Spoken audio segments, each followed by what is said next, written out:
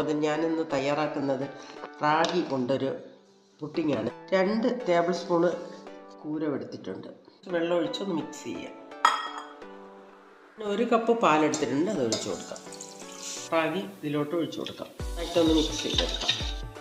Teaspoon vanilla essence ഒഴിച്ചു കൊടുക്കാം. ഒരു 3 ടേബിൾ സ്പൂൺ പഞ്ചസാര ഇട്ട് കൊടുക്കാം. ഒരു 50 ഗ്രാം കപ്പലണ്ടി കൂടി എടുത്തിട്ടുണ്ട്. ഇതൊന്ന് പൊടിച്ചെടുക്കാം.